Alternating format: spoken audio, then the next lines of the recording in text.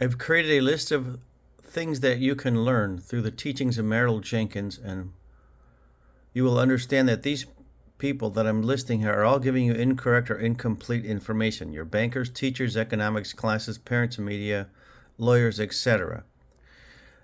I'll show you the list that you can learn here. This is what I've learned. I'm going to give you this list over time.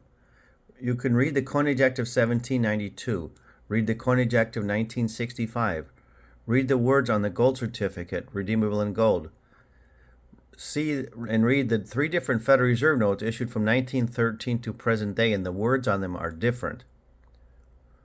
Understand that the Federal Reserve Act of 1913 allowed for fractional reserve banking, 40% gold as reserves.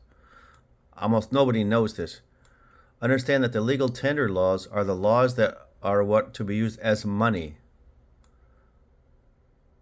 Look at the old telephone books that show the Federal Reserve as a private bank. I actually called the Federal Reserve Bank of San Francisco, and they said, yes, we're a private business.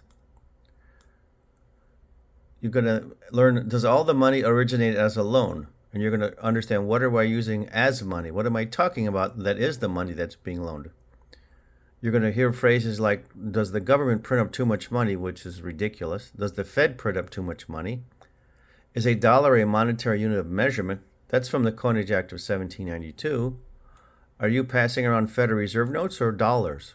They're not the same, but you're going to learn that they're not the same, and that society as a whole is delusional in their thinking and have been miseducated and uneducated in the subject money. You're going to think and ask people, do banks create money? Is what you're using as money wealth? Is your money redeemable in gold or silver? Is what your nation using as money considered wealth?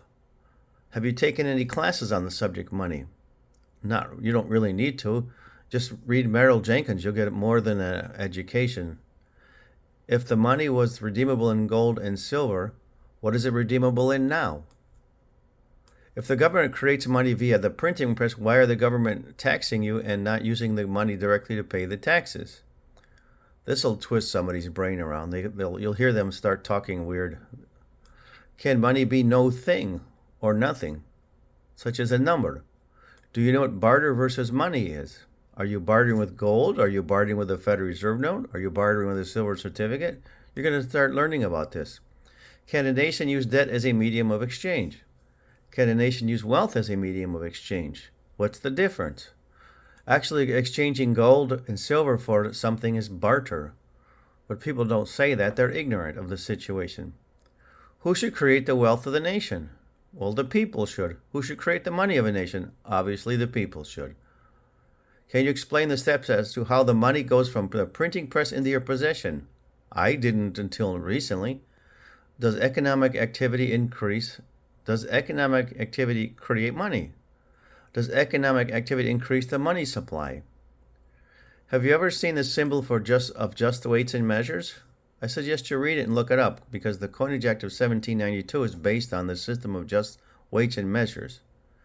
Do you never notice a scale at the deli when you go buy food that weighs your food? There's a little symbol on there.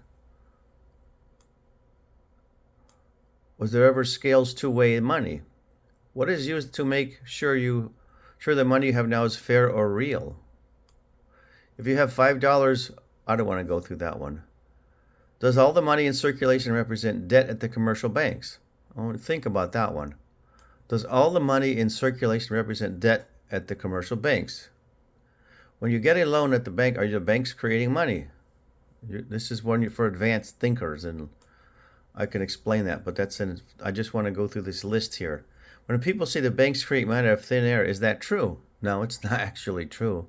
It's more incorrect use of the English language. It's like saying inflation is rising prices, which is ridiculous. Do you know what fractional reserve banking is and when it started? What are the reserves in fractional reserve banking? If there was gold and silver when fractional banking started, well, fractional reserve banking started in 1913. What is being used as the reserves now? Nothing, no thing. If the people say the government or the Fed is printing too much money, how much is enough? So that's that. I'm going to improve this list, and we're going to keep educating you and learn together.